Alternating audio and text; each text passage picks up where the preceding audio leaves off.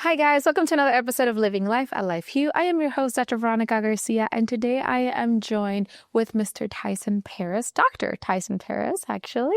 Hi Tyson, welcome to the podcast. How are you doing today? Doing well. I'm so happy to have you. So excited for us to shine a little bit of light in this beautiful person and resource that you bring to the school and to the students. So let's start at the beginning. Let's start with, you are a doctor of chiropractic, yeah? I am a DC PhD. Ooh, double doctor. Okay, so let's go through that professional Sure. journey of yours. Okay. Tell me a little bit of what you did your undergrad and when did you do your DC? Sure. Then going through. So I grew up in Oregon. Yeah. And from Oregon, I left to go to Canada. That's where I did my undergrad. Okay. And I did my undergrad in kinesiology and psychology. And then from Canada, I went back down to the States, did my DC here in the States, and practiced for 10 years. My specialty was in pediatrics, so I did that. And then from there, I left to go to New Zealand to do my honors and PhD research in neuroscience.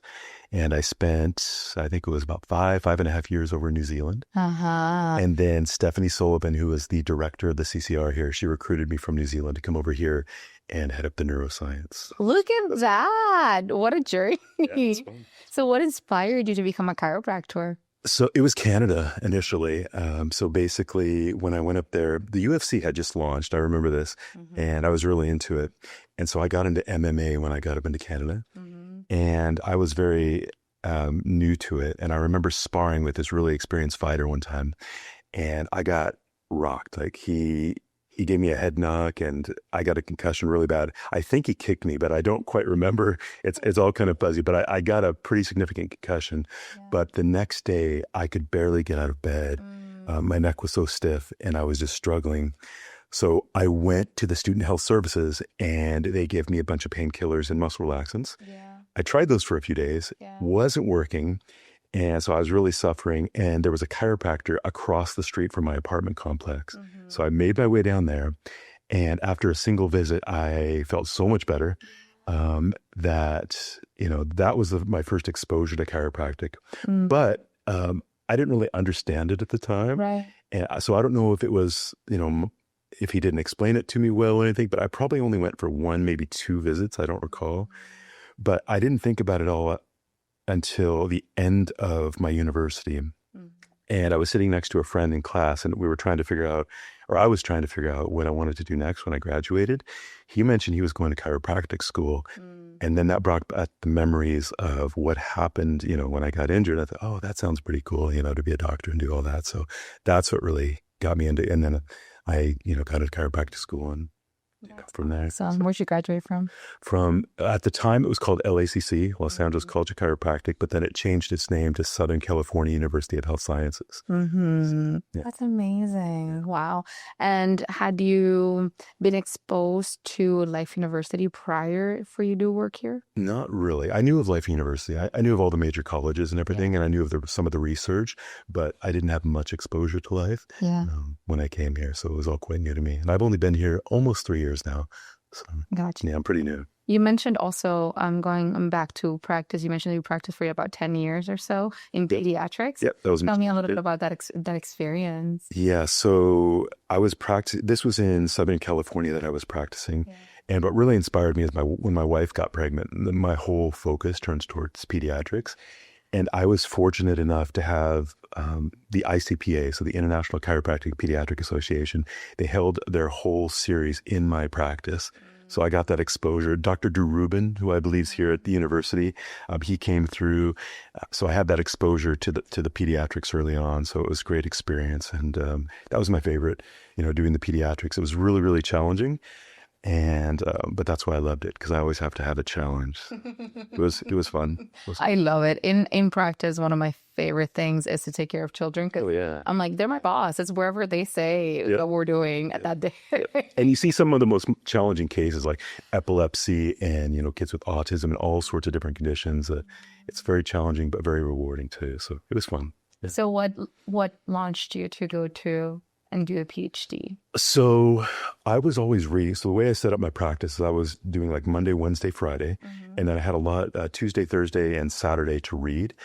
And I noticed that there was a lot of literature on chiropractic philosophy, a lot in art, but there wasn't a whole lot in science. And I was looking for these. So I was seeing really cool things in practice, right? But I wasn't seeing the literature to support it so much, no robust studies. I'm pretty good academically. I could probably do this myself. So I was listening to a podcast, as a matter of fact, of somebody, I think it might have been Heidi Havoc, who she's a neuroscientist over there in New Zealand. And then I was like, oh, I've always wanted to go to New Zealand. It was on my bucket list. So I applied down there on the South Island of the University of Otago, got in, and I was like, okay, let's go for it and go do that PhD. So wow. Yep. And you got recruited to come to Life University. Tell me a little bit about your role. How long have you been here? I've been here almost 3 years. Okay. So I lead a team of neuroscientists and clinicians. And what we do is we look at how chiropractic affects the brain and peripheral nervous system. So autonomic function, motor function, sensory function, that's our primary role here. That's amazing. That's amazing to have the opportunity already in chiropractic school as a student to get exposed to the impact, but now have the literature to support it while you're in practice. And it's such a valuable piece. Tell me a little bit about the projects you guys are working on right now. So there are a lot. As you bring out the giant list. Yeah. So, for instance, we're doing a pediatric study up in Wisconsin looking at school-based chiropractic care. That's one of them. We're doing another pediatric trial, it's just about to launch in Illinois, looking at sensory processing disorder. We have a long COVID study going on in Massachusetts. We have post-concussion syndrome here, sports-related concussion. Metabolic syndrome. We have an obesity study that's just about to conclude, looking at how chiropractic affects psychoneuroimmunological function there. There are more. Depression. So there are so many we have going on right now, but all over the country. So I noticed that. Tell me a little bit about the process of having from Life University and the research department all over the country, a lot of these. Yeah. So we have what are called like a lab-based research where we do the assessments in our lab. So we do things like high density EEG and all sorts of fancy stuff, but we also have research done in the field. So clinicians that are really interested in research can get a hold of us, and if they're really motivated and they have a good idea for design, we can work with them to create a really cool research project that looks at what they're actually doing in practice. So those are fun too. Wow. So we can get some other doctors involved. What's the process for having, if someone is listening in, is interested, what's the process? So basically, they just need to contact us. Stephanie Sullivan in particular, she kind of handles all of that. She's the director of the CCR. And we can sit down and talk with them, and we could think up, if this is a good idea and a design, if it's practical. And if it is, basically they have to do a little bit of training, ethical training and stuff like that. And once they do that ethical training, we handle a lot of the IRB stuff. So we put in the proposals and everything to the institutional review board, get it approved, and then it's just off to the races from there. So easy peasy. Easy, yeah. It's not bad. The only difficult part is the city training. So doing the ethical training and all that takes a few hours when you're in practice and you're really busy. So it's kind of hard sometimes nailing the docs down to do that. But once that's done, it's good. That's awesome. And tell me, I know that you were part of the symposium, the research. The poster one. Yes. Yep. Yeah. Yep. Tell me a little bit about that experience. Yep. What exactly does it entail? How to prepare for all those things? Yeah. So that was a research symposium where most of, from all around the university, people brought posters for the research they had done.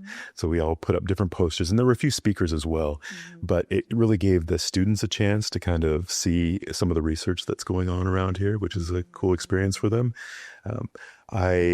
My favorite thing to do is actually speak. So, posters are okay, but, I prefer the speaking aspect of it. But I think it's really good to have something here at Life so that the students and the faculty can get exposed to the research and see what we're doing. Because some of them don't even know, what we're doing here. Yeah, exactly. Which is one of the reasons why I love having this conversation for sure. And I love that we have that research series that shines a light into all the beautifulness that's happening. Because just to be able to put last names and to put yeses and nos and answer questions in the gray area, it's such an important piece to our profession, but also just to life and living. Just get some answers.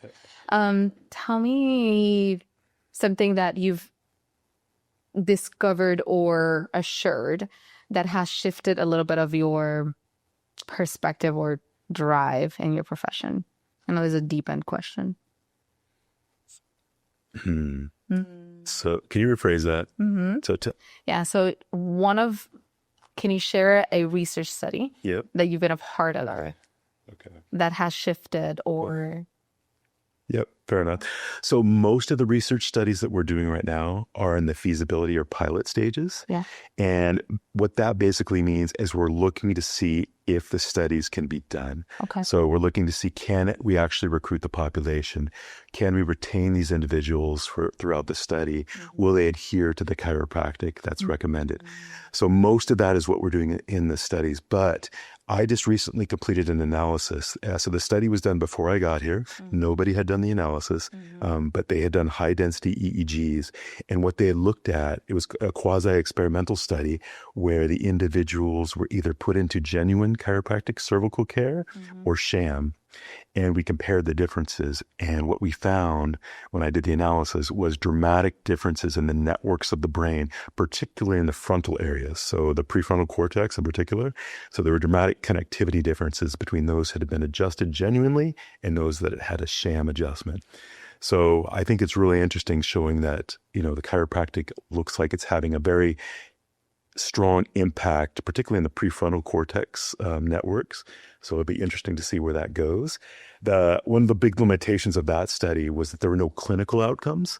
It was just biomarkers, so things like EEG. Yeah. So in all of our new studies, we have built clinical outcomes in there as well. So basically things that are important to the individual or the patient, as well as the biomarkers. So, we'll see where that goes, but it's really kind of interesting to see, and it's exciting. That is very exciting. Yeah. I'm very like, oh my gosh. Major connectivity changes in the brain.